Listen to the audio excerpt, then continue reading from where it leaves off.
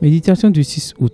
La catastrophe de Malpasset. D'autant que vous savez en quel temps nous sommes, c'est l'heure de vous réveiller enfin du sommeil, car maintenant le salut est plus près de nous que lorsque nous avons cru. Romains 13, verset 11. Il y a plus de 60 ans, le 2 décembre 1959, s'est produit une des pires catastrophes de l'histoire de France, l'effondrement du barrage de Malpasset. Construit sur le Riran, ce barrage s'est effondré à cause d'une faille tectonique et de fortes pluies tombées les jours précédents. Une vague gigantesque s'est alors formée et a tout emporté, faisant sur son passage plus de 400 morts et des milliers de sinistrés. Que se serait-il passé si quelqu'un avait prévenu à temps du danger qui menaçait cette région? Combien de vies auraient pu être sauvées si la population avait été évacuée avant la rupture du barrage? Quelle aurait été la responsabilité de ceux qui connaissaient le risque et qui n'ont pas transmis l'information? Ces questions nous amènent à réfléchir à notre responsabilité en tant que chrétiens. Nous savons qu'un danger imminent menace l'humanité tout entière. Les Écritures déclarent: craignez Dieu et donnez-lui gloire, car l'heure de son jugement est venue. Apocalypse 14, verset 7. Il s'agit d'une annonce du jugement de Dieu suivie d'un avertissement fort. Si quelqu'un se prosterne devant la bête et son image et reçoit une marque sur le front ou sur la main, il boira lui aussi du vin de la fureur de Dieu versé sans mélange dans la coupe de sa colère, et il sera tourmenté dans le feu et le soufre. Versets 9 et 10. Avertissons-nous les gens de ce danger, ou sommes-nous indifférents par